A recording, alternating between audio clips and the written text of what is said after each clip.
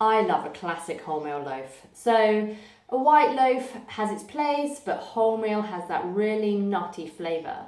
It includes the whole grain of wheat, which has been ground, and includes everything, whereas white loaf and white flour just uses that white inner piece of the inner part of the grain. So wholemeal is using that whole amount. It's nutty, it's delicious. Now, if you followed my classic white bread recipe, it's so simple. It's the same, apart from a little bit more water. So we're going to make a really large loaf here, really simple. There's nothing complicated about bread.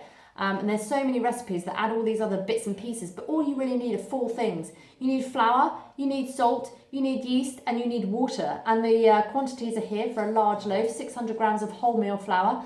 I actually use a Canadian wheat quite often. It has a really good high gluten content, but any good quality wholemeal flour.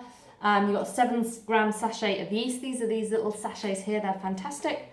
They've got the dried quick action yeast, 2 teaspoons of fine table salt, and 425 mils of tepid water. So if it was a white loaf and white flour, you'd use just 400 mils. For wholemeal flour, it just absorbs more liquid, 425. And it's so simple.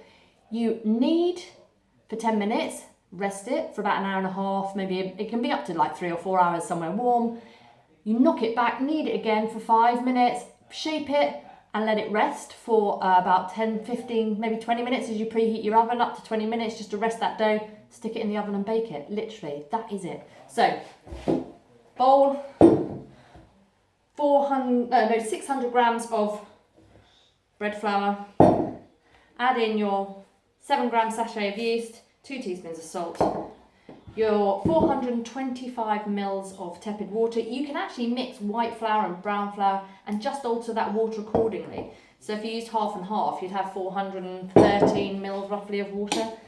Initially mix the dough up with a spoon, otherwise it will clog on your hands. So before you start that first knead, just get that water incorporated using a spoon, otherwise it just glues onto your hand. Make sure you have a really clear table.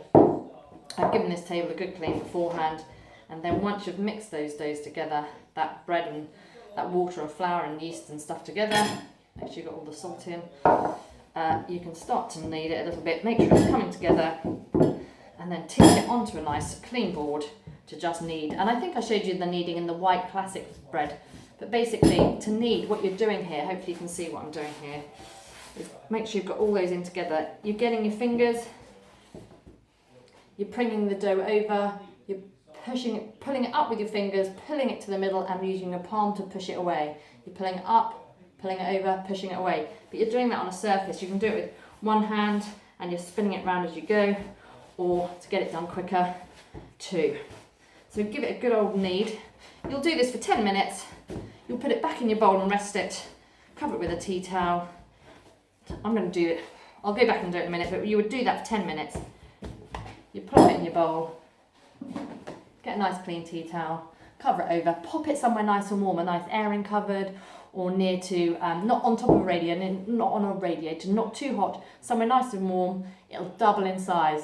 Knead again for 5 minutes after that, and shape it. Let it rest for 15-20 minutes whilst your oven heats up. Pop it in the oven, cook it for about 35 minutes. That's absolutely it. I love it. So simple.